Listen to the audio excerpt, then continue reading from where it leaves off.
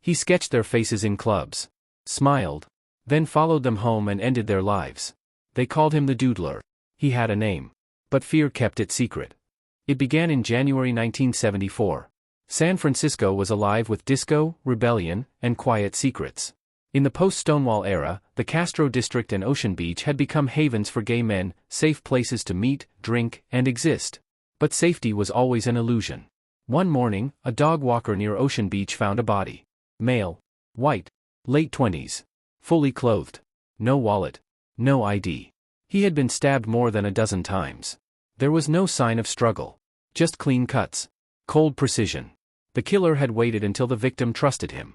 Or was sleeping. Over the next 6 weeks, 2 more men were found. One in Golden Gate Park, lying peacefully on his side.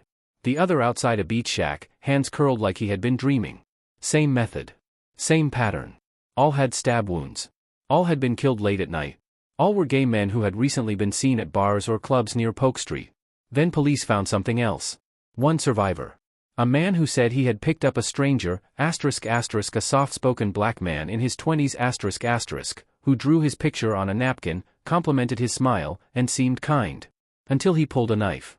The survivor escaped. But barely. He told the cops something they would never forget. He doodled my face before trying to kill me. The media gave him a name, the Doodler. He wasn't just a killer. He was an artist. A predator with patience.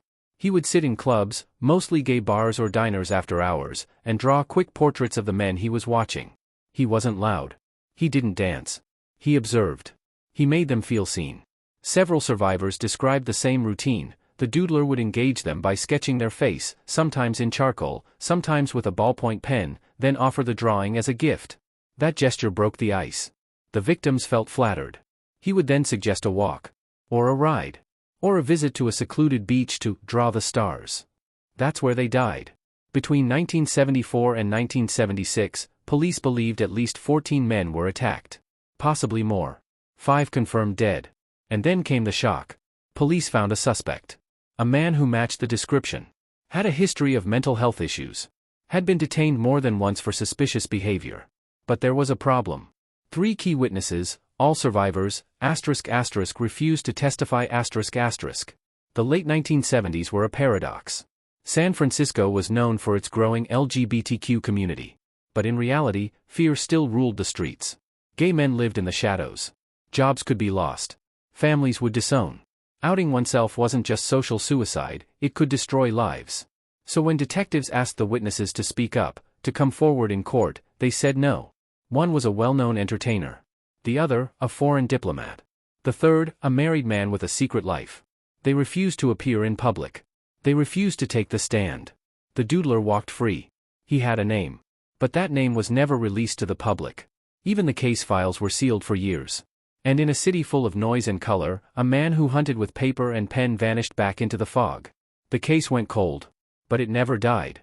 In 2018, after more than 4 decades, the San Francisco Police Department quietly reopened the case. Forensic tech had advanced. DNA evidence could now do what silence never did. A $100,000 reward was offered. New witnesses came forward. Sketches were recovered. Old napkins were tested. They confirmed one horrifying fact.